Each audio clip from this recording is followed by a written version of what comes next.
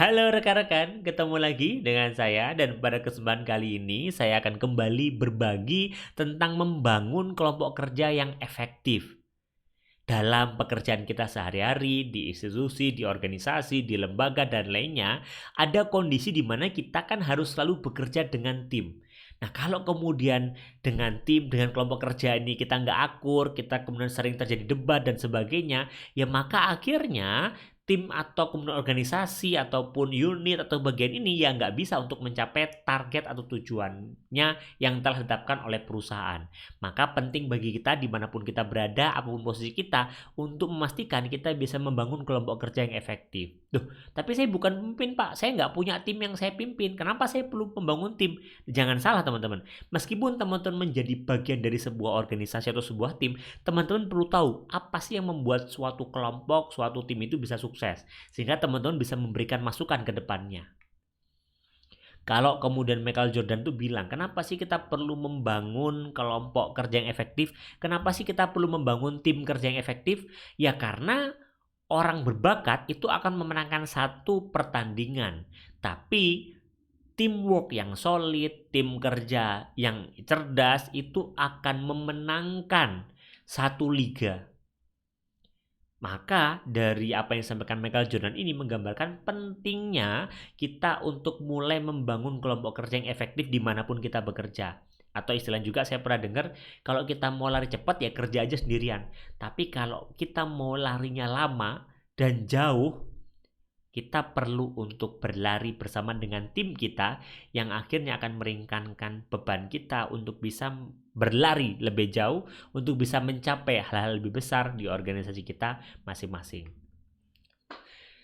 Masalahnya memang lagi-lagi ya saya tahu sih membangun tim kerja itu memang dibutuhkan dan wajib. Tapi kan nggak gampang. Setiap orang yang ada di tim kerja, yang ada di kelompok kerja itu kan lahir dari kepala yang berbeda-beda. Lahir dari situasi dan kondisi yang berbeda-beda. Lantas ketika tiba-tiba kemudian disatukan dalam sebuah kelompok kan pasti nggak gampang. Wong saya dengan adik saya aja contoh misalkan ya. Saya dengan adik saya atau kita gitu ya. Dengan saudara kita, saudara dekat, adik atau kakak.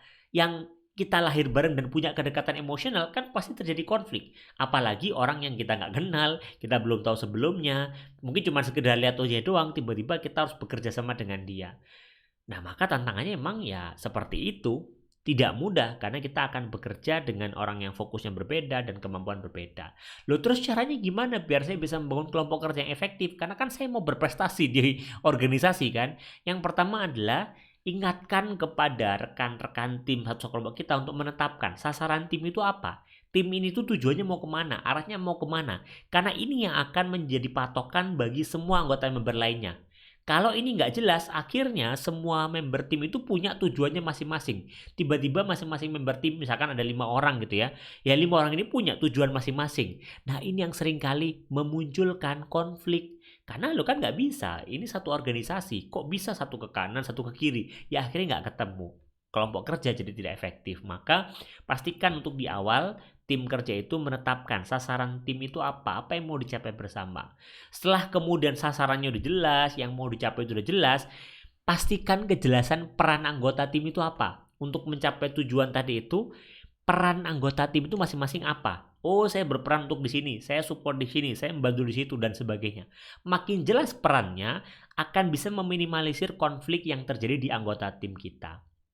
Setelah sudah jelas perannya, bangun kepercayaan. Oke, pastikan kita bisa membangun kedekatan yang cukup dengan rekan kerja kita, rekan kelompok kita sehingga akhirnya kepercayaannya muncul.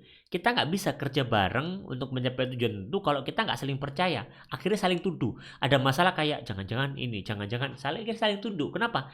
Ya saling tuduh karena nggak percaya. Maka kepercayaan perlu dibangun. Nah ini tipsnya adalah kalau kita di sebuah organisasi bangun kedekatan, nggak cuma kedekatan karena di kantor doang, tapi kedekatan personal. Entah nanti misalkan sama-sama punya keluarga, ya luangkan waktu lah untuk bersama-sama keluarga. Jadi kita kenal keluarga dia, dia kenal keluarga kita. Ini penting untuk membangun kepercayaan setiap anggota kelompok.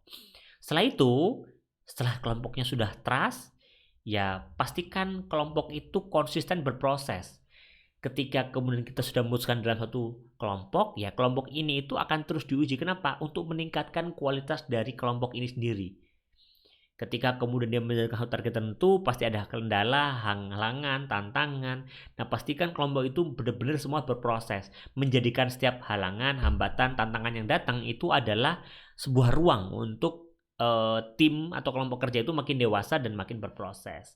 Dan terakhir, kita perlu juga memastikan masing-masing anggota tim itu punya kemampuan yang dibutuhkan oleh tim. Jangan sampai ada istilahnya penumpang gelap, ada orang yang nggak kerja, akhirnya kecemburuan sosial. Loh, dia kerja, aku kerja, dia enggak kok.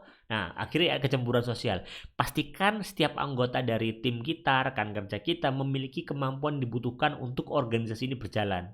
Lantas gimana kalau ternyata sekarang ada tim kita yang nggak punya kemampuan dibutuhkan untuk organisasi ini? Ya, dia harus belajar. Dia harus segera mengakselerasi prosesnya sehingga dia bisa belajar, dan tentunya ketika dia sudah bisa belajar, dia bisa perform baik di pekerjaan dia yang akhirnya akan mendukung tujuan dari kelompok, dan otomatis kelompoknya akan menjadi kelompok yang efektif. Mungkin itu yang bisa saya bagian di video kali ini. Moga-moga bermanfaat dan sampai ketemu di video lainnya.